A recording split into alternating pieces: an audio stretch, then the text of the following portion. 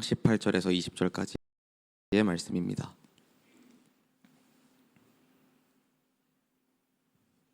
마태복음 28장 18절에서 20절까지의 말씀 우리 한 목소리로 합독하겠습니다.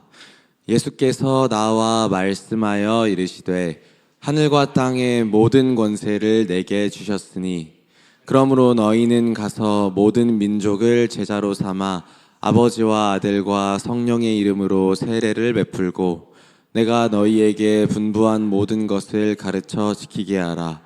볼지어다 내가 세상 끝날까지 너희와 항상 함께 있으리라 하시니라. 아멘. 목사님 말씀 전해주시겠습니다.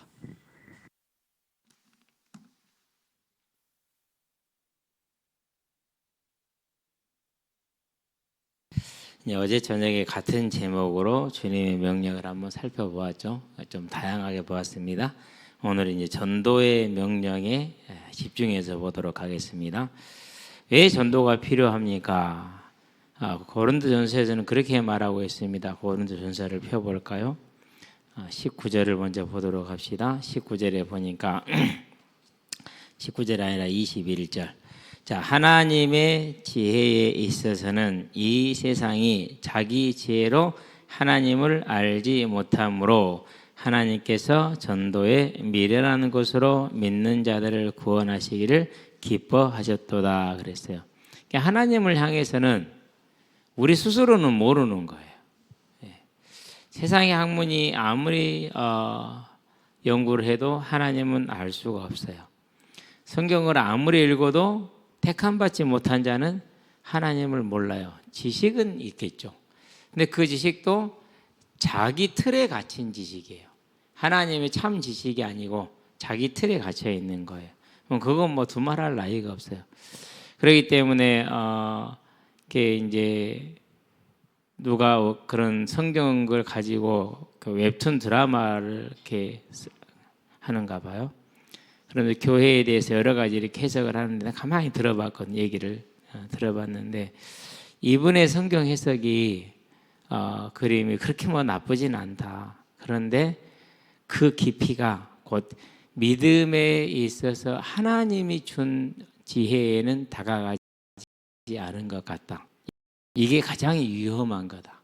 믿는 자가 성경을 해석하는 것하고 믿지 않는 자가 교회를 보고 성경을 해석하는 것은 큰 비슷한데 완전히 근본이 다르다. 그래서 성경을 제대로 하려면은 반드시 관련 공부를 해야 된다. 이런 얘기를 한 게 있거든요. 절대 세상은 기독교를 말할 수는 있어요. 근데 그것은 세상의 틀로 보는 것이지 하나님의 시각으로 보는 게 아니에요. 그래서 나 이렇게 얘기를 한 거예요. 하나님의 지혜에서는 하나님을 세상이 모른다고 그랬어요. 절대 알 수가 없는 겁니다. 자, 시편을 볼까요? 14편을 가봅시다. 거기에서 보니까 뭐라고 얘기를 합니까? 자, 지혜가 있어서 하나님을 찾는 자가 있는가 하나님이 살펴보셨다라고 말을 하죠. 1절에 보니까 이렇게 얘기를 합니다. 어리석은 자는 그의 마음에 이르기를 하나님이 없다 하는도다. 그들은 부패하고 그 행실이 가증하니 선을 하는 자가 없도다. 여호와께서 하늘에서 인생을 굽어 살피사 지각이 있어 하나님을 찾는 자가 있는가 보려 하신즉 다 치우쳐 함께 더러운 자가 되고 선을 행하는 자가 없으니 하나도 없도다. 그렇게 얘기를 합니다. 죄악을 행하는 자는 다 무지하냐 그랬어요. 모르는 겁니다. 무지합니다. 저도 그렇고 여러분도 그렇고 모든 사람이 그렇습니다. 어떤 석학도 마찬가지인데 왜 그렇습니까? 피조물입니다. 창조주가 아닙니다. 그래서 피조물의 한계는 거기서 거기까지입니다. 그래서 얼마나 피조물이 미련합니까? 지금 뭐 자꾸 얘기해서 죄송한데요. 헌법재판소에서 변론을 하고 있는 걸 보고 있으면요, 진짜 웃음이 나와요. 저 정도 수준은 고등학생 수준도 아니고 초등학교 한 고학년 정도 수준 되려나? 딱 그 수준이에요. 진짜 딱 그 수준. 아무리 거짓말을 한들 이미 결과는 정해진 거예요. 단지 이제 그걸 정리하기 위해서 어떻게 헌법이 위반됐는가를 정리하는 과정이지 그게 뭐 이 판결을 바꿀 수 있는 건 아니에요. 그러면 뭐 해야 됩니까? 역사 앞에서 더 부끄러운 자가 돼야겠어. 안 그러면 그나마 깨끗한 사람이 돼야겠어요. 그나마 명예를 지키고 한 10여 년 후에는 사면을 받는 길이 뭐예요? 그게 하야하는 길이에요. 근데 주변에 그런 지혜자가 없어요. 그런 책사도 없어요. 같이 망해야지 뭐. 그렇죠? 그러니까 이처럼 세상의 지혜를 가지고 이와 같이 짧은 세상의 지혜를 가지고 근데 그게 대통령이었단 말이에요. 그게 대통령이었단 말이죠. 이번에 영국에서 뭐 프랑스입니까? 르몽드지입니까? 월간지죠. 보도를 했어요. 한국의 실패한 계엄령과 관련된 무속인들. 그러면서 박정희 쿠데타 하기 전에 그 남자 무속인이 있어요. 대한민국 첫 미용사. 그런데 어느 날 큰 귀신이 자기를 찾아왔어요. 그래서 이제 그 사람이 된 거예요. 그러고 있는데 누가 너한테 물어보러 올 것이다. 이제 5.16 혁명에 대해서 물어보러 올 거라는 거예요. 오면은 그렇게 이렇게 대답을 해라. 너는 성공을 할 것이고 이 쿠데타는 성공을 할 것이고 그리고 너는 농림수산부 장관이 될 것이다. 그래서 그렇게 얘기를 했고 쿠데타는 성공했고 그 사람은 농림수산부 장관이 됐어요. 그 사람이 나중에 하나님을 만났어요. 그러고 간증하는 내용이 나온 거예요. 거기에서 그분이 하나님을 만나고 나서 그런 다음에 이제 김대중은 가톨릭 신자였다고 그러잖아요. 풍수학자들의 말을 듣고 선친의 묘를 이장을 했어요. 그래야 대통령이 된다고 그래서 과연 그렇게 됐죠. 그리고 박근혜는 이제 무속인 최순실을 아예 대통령, 아예 대통령으로. 그리고 이 정권은 한덕수 김윤숙 국무총리도 그렇고 뭐 김건희도 그렇고 다 아예 그런 사람. 근데 왜 그런 사람을 이렇게 교회가 그렇게 지키고 보호하려고 그러죠? 이해가 안 돼요. 그래서 정광훈은 목사가 아니에요. 거짓 선지자 정확해요. 계시록 13장 11절부터 나오는 그 거짓 선지자 정확해요. 뭐 다른 사람은 좀 뭐 약간 우리가 고개를 갸우뚱해 볼 만한 게 없지 않은데 이분은 그렇지 않아요. 하는 말마디 한마디다 보면은요 모든 게 그래요. 그리고 거기에 따라다니는 사람들은 전부 다 뭐 보고 따라다니는 사상과 이념을 따라가는 게 아니에요. 돈도 보고 따라가요. 김웅국 씨도 그쪽에 서 있죠. 김웅국 씨가 제일 충격받은 게 뭐였냐? 자기는 이해가 안 된대요. 뭐가 이해가 안 되느냐? 저 사람들은 뭐인데 왜 차비를 안 주냐? 왜 식대를 안 주냐? 사람들이 막 이렇게 개헌 반대하고 개헌 반대 집회 모이잖아요. 탄핵 찬성 집회 모이잖아요. 그 사람들은 교통비도 안 주고 식대도 안 준다 이거야. 근데 저렇게 모인다. 그거 안 주냐? 돈 어디서 나냐? 우린 돈 안 준다. 그게 가능하냐?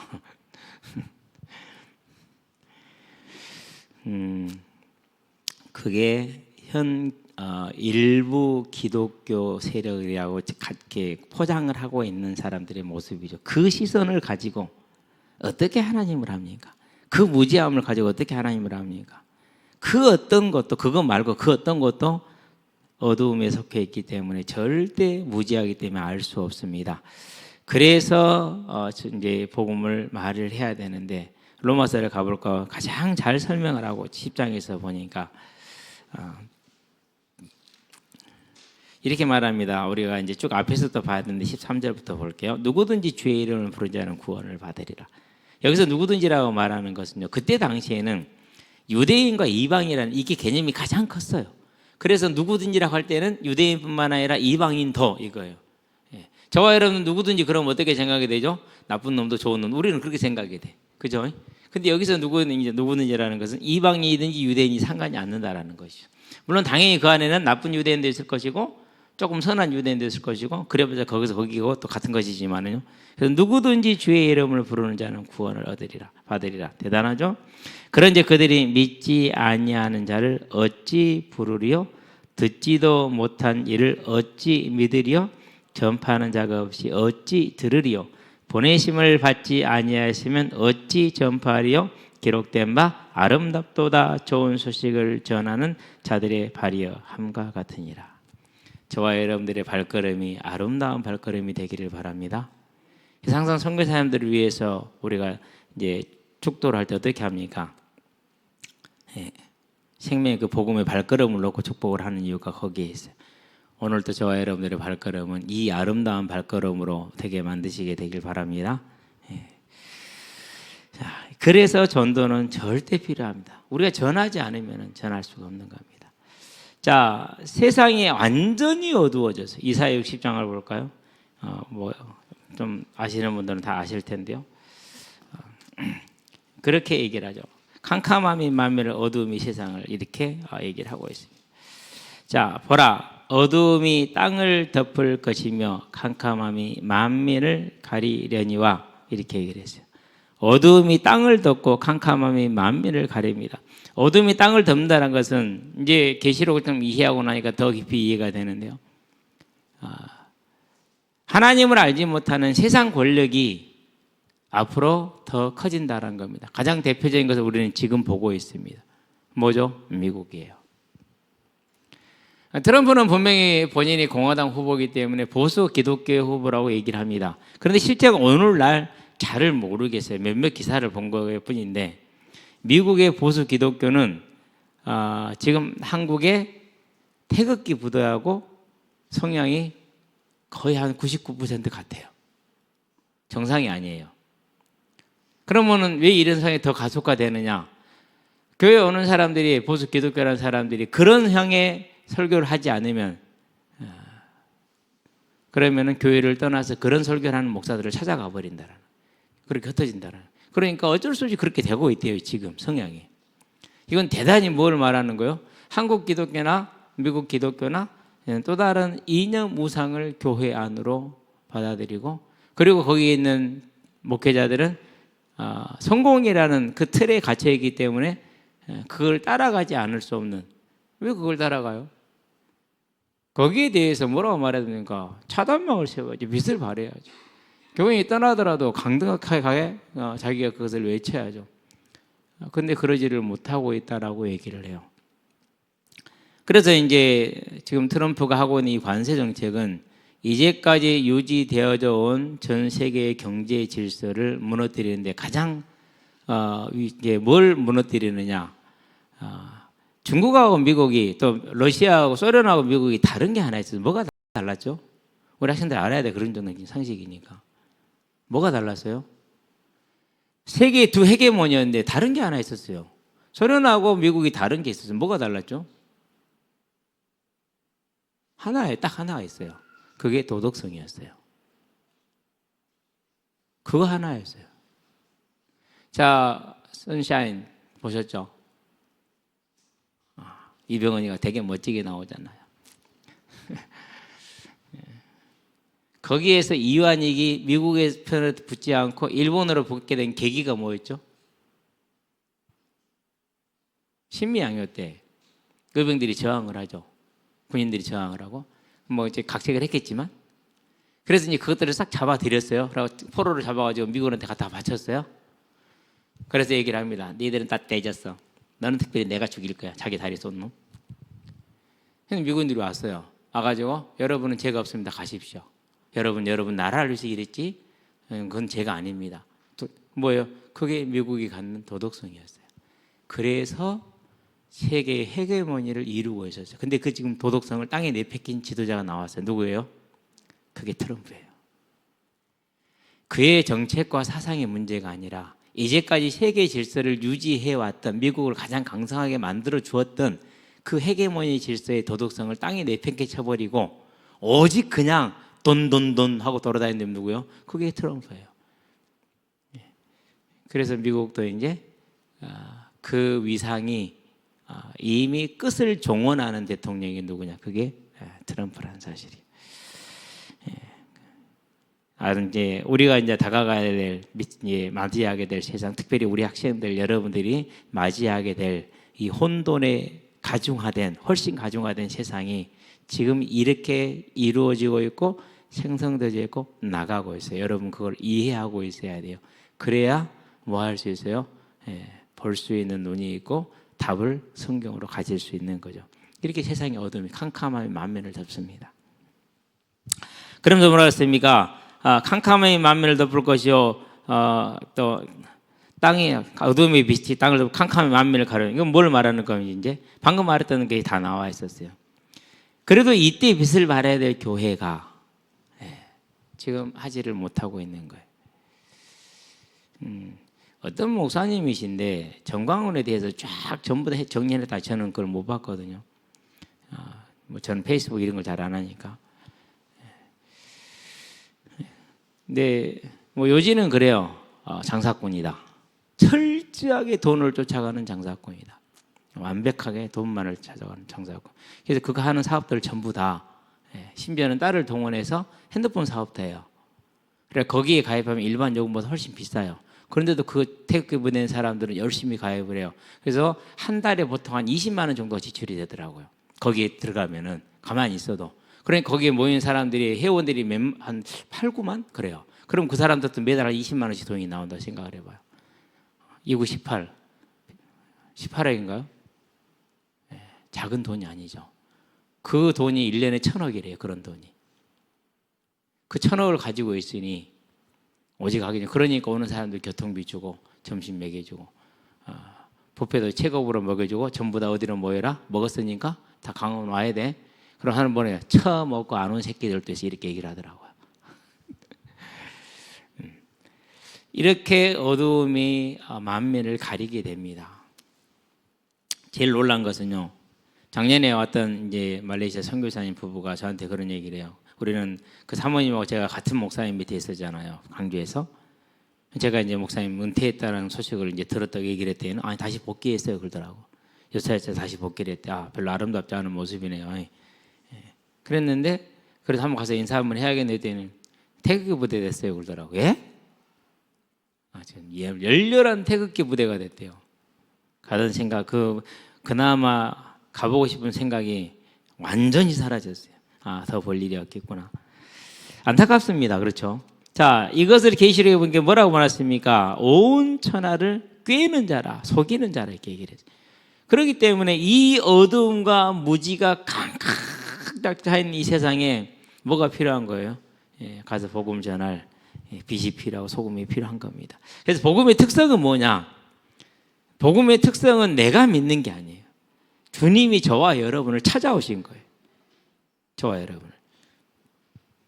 자, 아담이 죄를 범했어요. 그러고 하나님이 아담을 보러 오셨어요.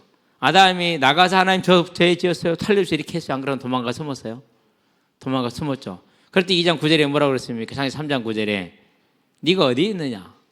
아담이 숨은데 하나님이 이르시되 네가 어디 있느냐? 아담아 네가 어디 있느냐? 아담아 이 언어 워딩 이 말의 조합은 제가 한 거예요. 요즘 하도 웃겨서 그래요.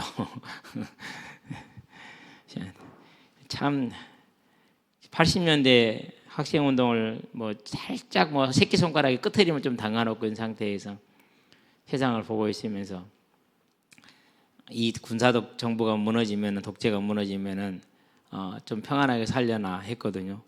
참 즐기네요 그게. 근데 조금 더 생각해 보면 조선시대는 오직 했을까? 고려시대는 뭐 상상도 하기 싫고 참 어려운 시대라니까 하나님을 떠난 세상이 이렇습니다. 근데 이런 세상에 누가 오셨어요? 아담아 네가 어디 있느냐? 하나님을 찾아오십니다. 그럼 뭘 하십니까? 아담이 구하지도 않았어요. 그냥 변명만 하고 있어요.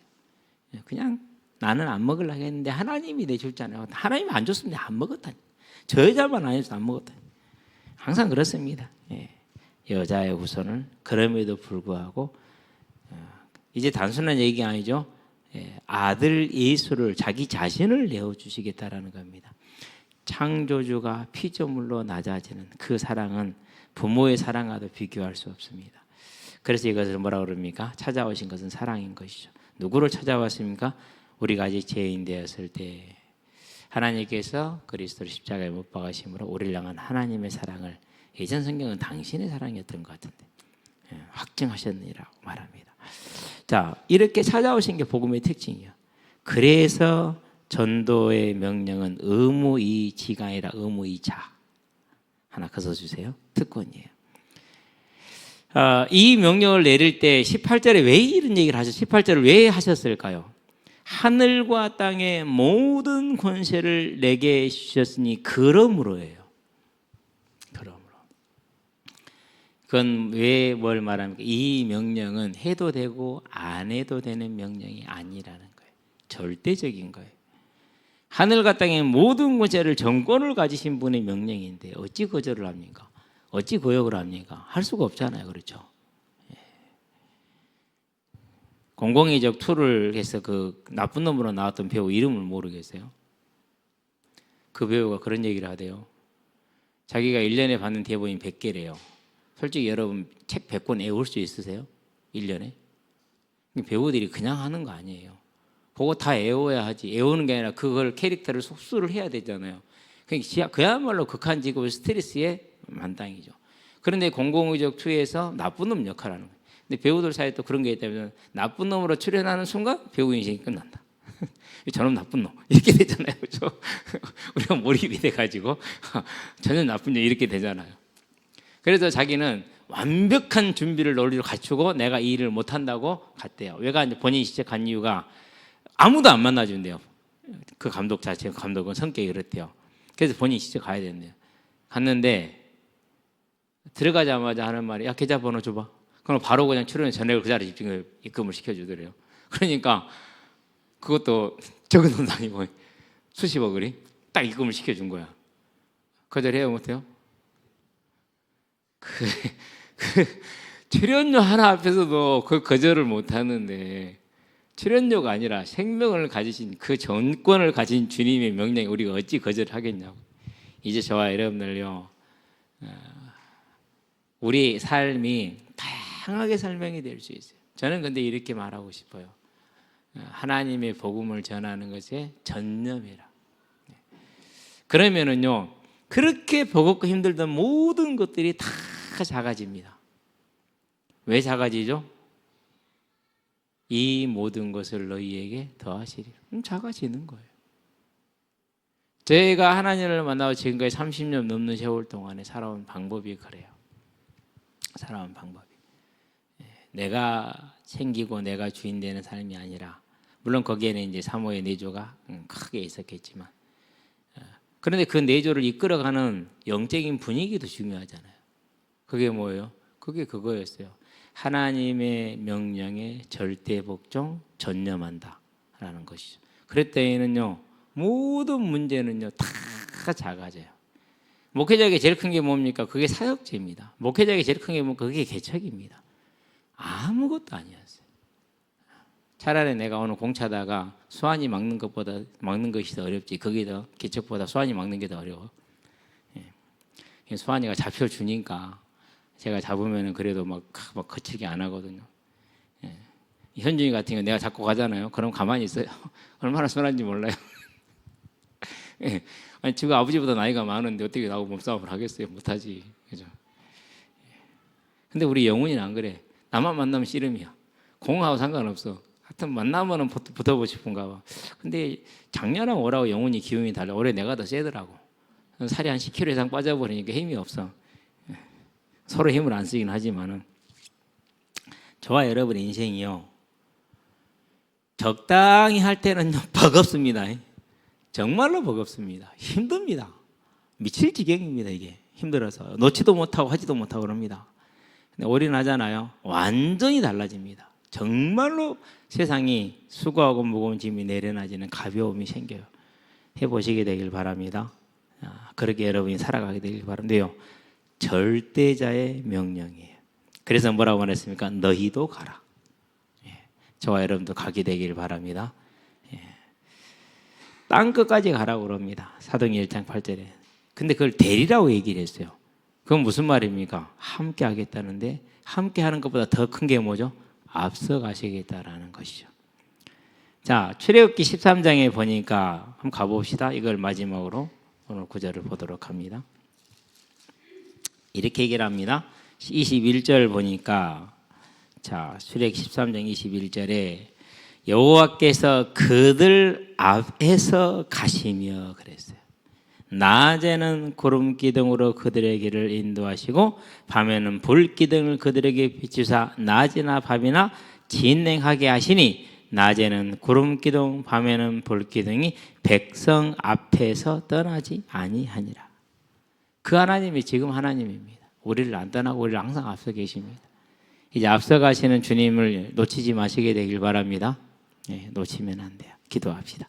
살아계신 아버지 하나님, 하늘과 땅의 모든 권세를 가지신 주님의 명령이 너희는 가서 모든 족속을 제자로 삼아 아버지와 아들과 성령의 이름으로 세례를 주고 내가 너에게 분부한 모든 것을 가르쳐 지키라 하셨으니 이제 이 일에 우리의 마음과 우리의 힘과 우리의 재능과 우리의 시간이 온전히 담겨지는 우리의 일생이 될 수 있도록 하나님 은혜를 베풀어 주시고 힘을 더해 주시며 특별히 이 자리에 모인 우리 일꾼들에게는 더욱더 갑절의 은혜를 더해주셔서 참으로 하나님의 뜻을 시원케 이루어드리는 하나님 일꾼들로 살아갈 수 있도록 특별히 이번 겨울 수련회 더욱 하나님의 뜻을 이루게 할 수 있도록 주님 역사하시기 인도하시기를 그리스도 신 예수의 이름으로 감사하며 기도합니다. 아멘.